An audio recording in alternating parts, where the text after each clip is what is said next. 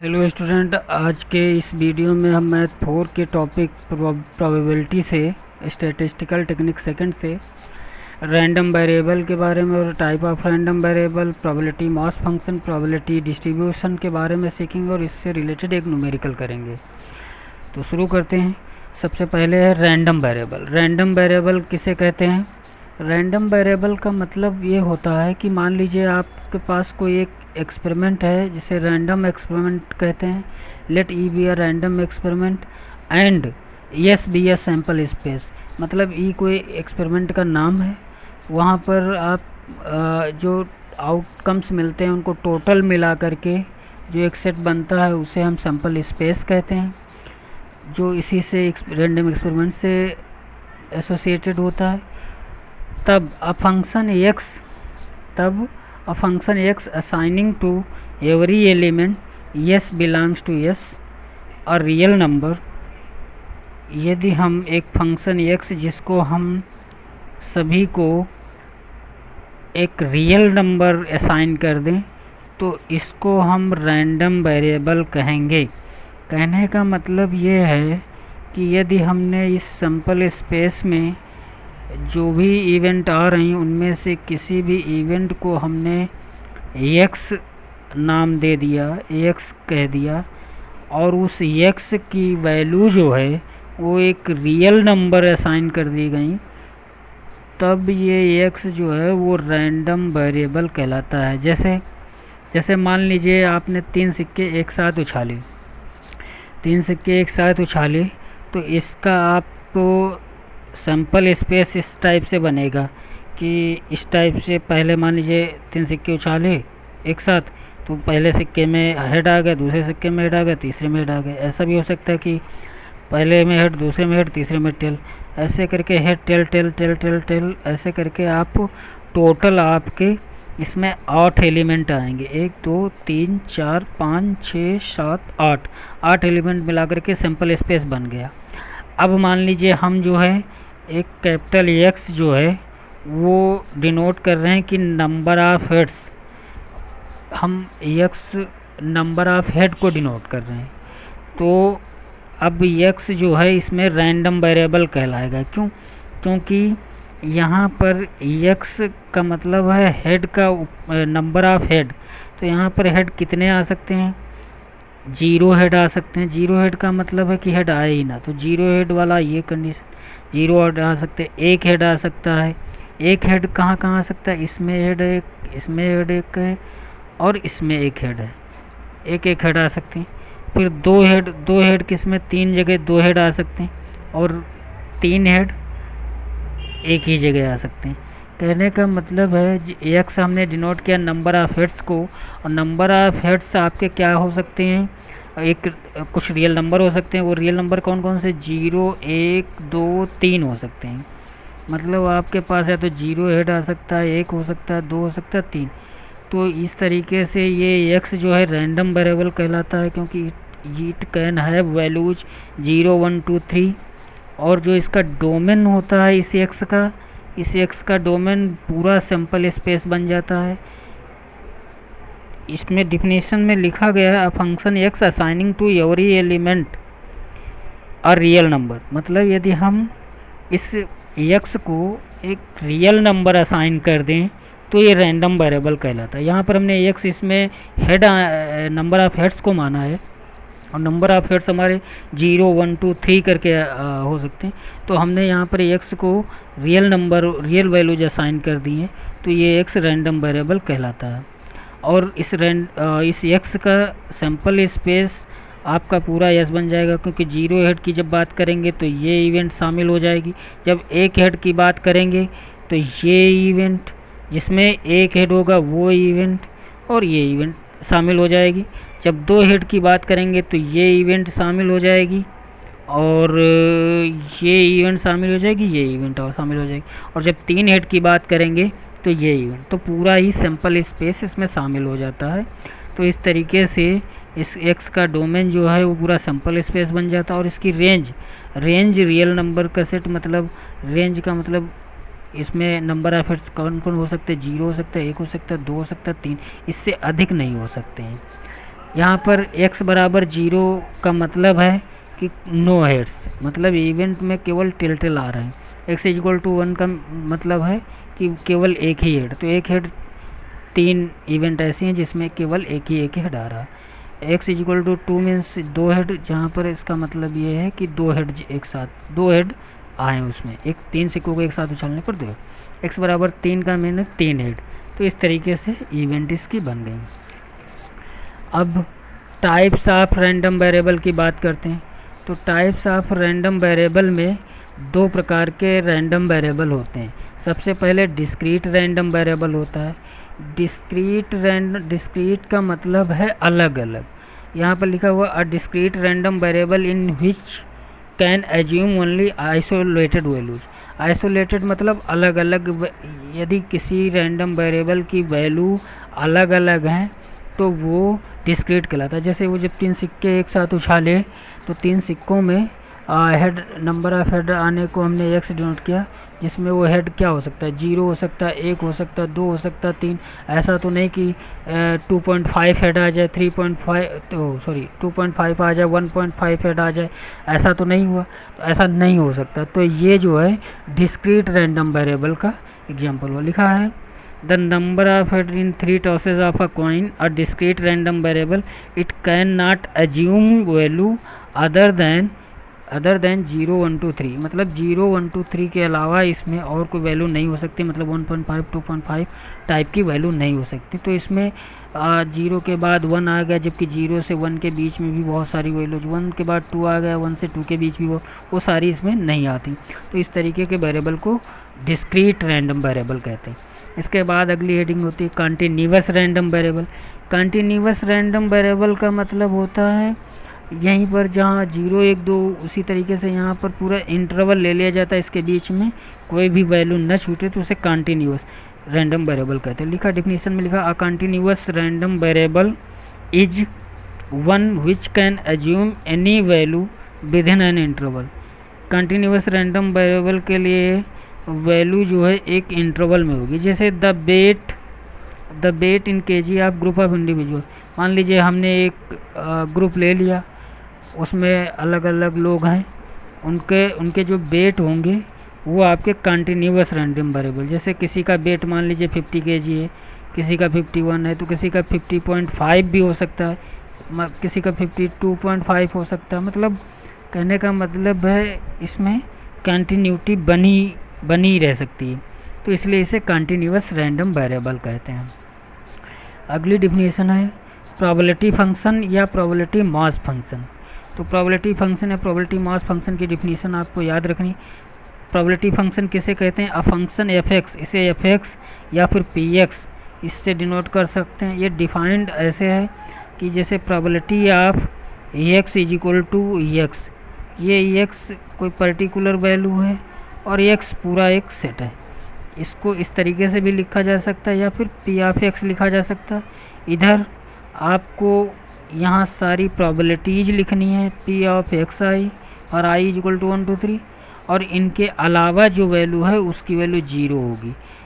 Probability i is equal to 1, 2 मतलब p of x के अलावा जो वैल्यू है वो सब 0 लिखी जाए। Is called the probability function of discrete random variable. ये प्रोबेबिलिटी फंक्शन हो गया डिस्क्रीट रैंडम वेरिएबल के लिए।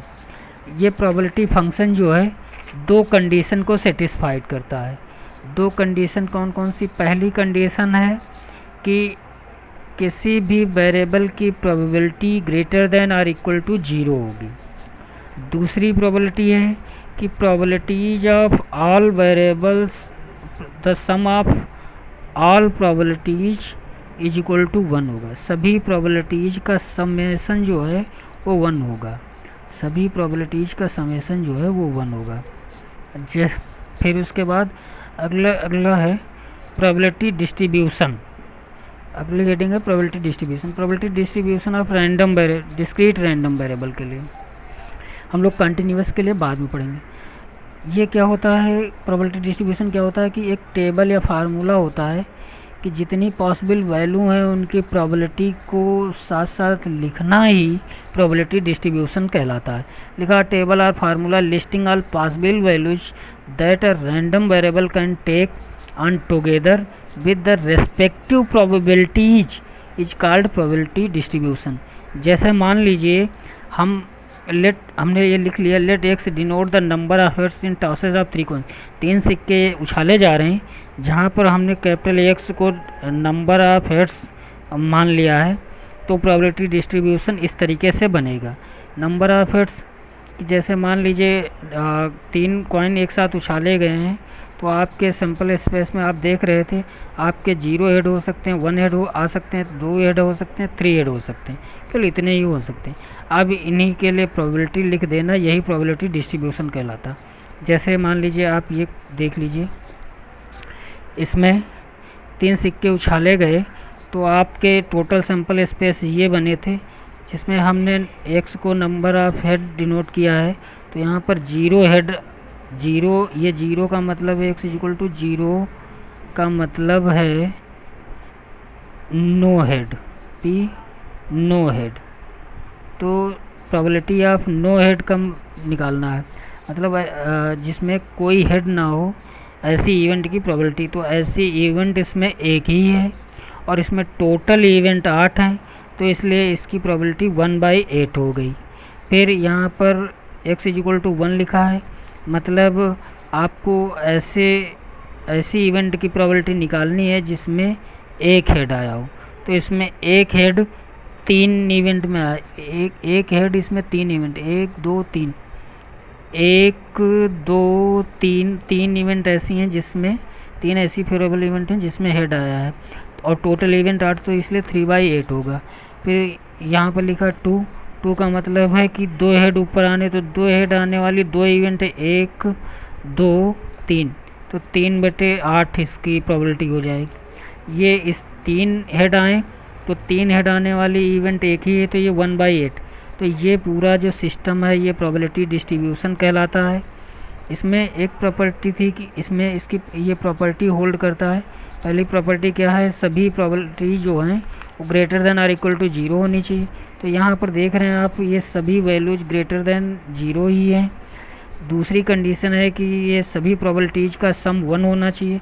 तो आप इन सबको ऐड कर दीजिए, तो आपका 1 आ जाएगा। 1 3 4 3 7 1 8, 8/8 1 आ जाएगा। तो ये प्रोबेबिलिटी डिस्ट्रीब्यूशन कहलाता है। अब प्रोबेबिलिटी डिस्ट्रीब्यूशन के बाद हम लोग इसके डिस्क्रीट रैंडम वेरिएबल के लिए हम मीन एंड वेरिएंस निकालना सीखेंगे। तो यहाँ पर मीन और वेरिएंस का फार्मूला देख लीजिए। यदि आपने सबसे पहले आपको प्रॉब्लम दी होगी, प्रॉब्लम में आपको ये भी एक्स पता चल जाएगा कि किसको मानना है। आप उसकी प्रोबेबिलिटी निकाल लीजिए, मतलब प्रोबेबिलिटी डिस्ट्रीब्यूशन फाइंड कर लीजिए। और जब आप प्रोबेबिलिटी डिस्ट्रीब्यूशन फाइंड कर लेंगे तो मीन का फार्मूला होता है क्या, मीन को म्यू से भी डिनोट करते हैं, ई ऑफ एक्स से भी डिनोट करते हैं। ई ऑफ एक्स का मतलब ये एक्सपेक्टेड वैल्यू भी इसको बोलते हैं। मीन को एक्सपेक्टेड वैल्यू या एवरेज वैल्यू या म्यू से डिनोट करते हैं। डिस्क्रीट रैंडम वेरिएबल के लिए इस मीन का फार्मूला होता है sigma of P I X I. P I का मतलब है ये सारी प्रोबेबिलिटीज पी आई, और एक्स आई का मतलब है denoting number, assigning number of random variable. तो ये mean sigma P I X I होता है। वेरिएंस बराबर होता है sigma square is equal to sigma P I bracket में एक्स आई माइनस म्यू का होल स्क्वायर होता है। या फिर इसी फार्मूले को आप ये इस तरीके से भी याद कर सकते हैं, सिग्मा पी आई एक्स आई का स्क्वायर माइनस म्यू स्क्वायर। ऐसे भी ये इसी को ओपन करने के बाद मिला है, तो आप चाहें तो ये फार्मूला याद रखें या फिर आप ये फार्मूला मीन वेरिएंस। फिर उसके बाद ये स्टैंडर्ड डेविएशन। जब आपका वेरिएंस निकल आए तो स्टैंडर्ड डेविएशन को केवल सिग्मा से डिनोट करते हैं। तो आप उसका अंडर रूट निकाल लीजिए वेरिएंस का, तो आपको ये पता चल जाएगा कि इसका स्टैंडर्ड डेविएशन क्या है। फिर अगला, अब इससे रिलेटेड एक प्रॉब्लम कर लेते हैं। प्रॉब्लम क्या है, प्रॉब्लम लिखी हुई है कि अ डाई इज टॉस्ड थ्राइस। एक डाई को 3 बार फेंका जा रहा है। अ सक्सेस इज गेटिंग 1 और 6। कह रहा है सक्सेस हम इस बात को मानेंगे यदि 3 डाई फेंकी जा रही, ऊपर 1 या 6 आए तो हम कहेंगे कि ये सक्सेस हुआ। फाइंड करना है mean and variance of probability distribution of the number of success. Number of success के लिए हमें प्रोबेबिलिटी डिस्ट्रीब्यूशन फंक्शन पता करना है, मीन पता करना है, वेरिएंस पता करना है। तो सबसे पहले प्रोबेबिलिटी डिस्ट्रीब्यूशन हम लोग पता करते हैं। इसको पता करने के लिए हम डाइस के बारे में समझ लेते हैं। डाइस में हमारी इवेंट, एक डाइस में हमारी इवेंट 1 2 3 4 5 6 होती हैं, ये टोटल इवेंट होती हैं। हमारे सक्सेस होने वाली इवेंट है कि या तो 1 आए या फिर 2 आए। तो 1 या 2, 1 आए या 2, तो हमारा फेवरेबल यहाँ पर आउटकम्स बनेगा, और फेवरेबल आउटकम्स बनेगा 1 या 2। तो टोटल यहाँ पर इवेंट हैं 6 और फेवरेबल आउटकम्स हैं 2। तो इसलिए probability of E is equal to बनेगी 2/6। तो वही हमने लिखा, let EX denote the number of success. EX can take value 0 1 2 और 3। क्यों 3 पासे फेंके जा रहे हैं तो हो सकता है 0, हमने EX सक्सेस होने, EX जो है नंबर ऑफ सक्सेस को हमने डिनोट करने के लिए लिखा है। तो EX ये वैल्यू 0 रख सकता, हो सकता है एक बार भी ना सक्सेस हो। EX का एक वैल्यू भी हो सकता है एक बार सक्सेस हो, 2 भी हो सकता है 2 बार सक्सेस हो, 3 भी हो सकता है 3 बार सक्सेस हो। कहने का मतलब 3 बार फेंके जाती है डाइस, तो 3 एक बार सक्सेस हो सकते हैं, 2 बार हो सकते हैं, 3 बार हो सकते हैं, या 0 बार या एक भी बार नहीं हो सकती। तो इसलिए हमने सबसे पहले पी ऑफ सक्सेस की प्रोबेबिलिटी निकाली। सक्सेस होने की प्रोबेबिलिटी क्या होगी, यहाँ इस फार्मूले से 2/6 होगी, 2/6 लिख लिया, ये 1/3 आया। तो सक्सेस ना होने की प्रोबेबिलिटी मतलब फेलर होने की प्रोबेबिलिटी, सक्सेस होने की प्रोबेबिलिटी को 1 से माइनस कर देंगे तो ये 2/3 फेलर होने की प्रोबेबिलिटी निकल आई। तो यहाँ पर x बराबर प्रोबेबिलिटी ऑफ x बराबर 0 के लिए निकालेंगे, प्रोबेबिलिटी ऑफ x बराबर 1 के लिए निकालेंगे, 2 के लिए निकालेंगे, 3 के लिए निकालेंगे। तो यहाँ पर x बराबर 0 के लिए प्रोबेबिलिटी का मतलब है कि नो सक्सेस। नो का सक्सेस मतलब तीनों फेलर। तीनों फेलर का मतलब ये है कि पहली डाइस में भी 1 और 6 ना आए, दूसरी डाइस में भी 1 और 6 ना आए, तीसरी डाइस में भी 1 और 6 ना आए, तो ये फेल होने की प्रोबेबिलिटी। तो इस तरीके से 2/3 2/3 2/3 इज इक्वल टू 8/27 बनेगा। x इज इक्वल टू 1 का मतलब है एक बार सक्सेस 2 बार फेल। 3 डाइस फेंकी जा रही हैं जिसमें x इज इक्वल टू 1 लिखा हो, तो इसका मतलब है एक बार सक्सेस होना, 2 बार फेल होना। तो एक बार सक्सेस होने के लिए ये 1/3 प्रोबेबिलिटी लिखी जाए, 2 बार सक्सेस होने के लिए 2/3 2/3। ऐसी इवेंट आपकी टोटल जो है वो 3 होंगी, उसको हमने 3C1 से डिनोट कर लिया। अब आप इसको 3C1 की वैल्यू 3 होगी, 3 2 6 2 12 5 3 3 9 3 27 लिख लेंगे। इसी तरीके से x बराबर 2 के लिए मतलब इसका मतलब है 2 बार सक्सेस होना, 1 बार फेल होना। तो यहाँ पर 2 बार सक्सेस होने की प्रोबेबिलिटी इंटू 1 बार फेल होने की। ऐसी टोटल इवेंट हमारे पास 3 होंगी। तो हमने ये 3C2 करके मल्टीप्लाई कर लिया, तो 3 2 6 3 3 9 3 27 आंसर।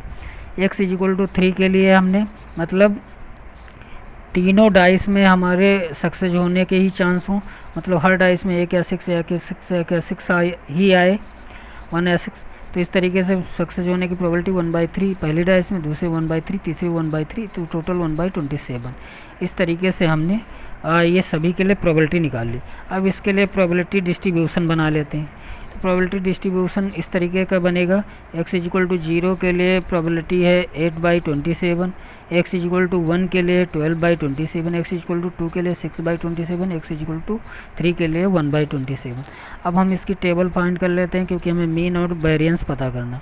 तो हमने एक कॉलम में xi की वैल्यू लिखी, मतलब x 0 1 2 3 वैल्यू लिख ली, फिर उनकी प्रोबेबिलिटी लिख ली 8/27, 12/27, 6/27, 1/27। इस तरीके से हमने प्रोबेबिलिटी लिख ली।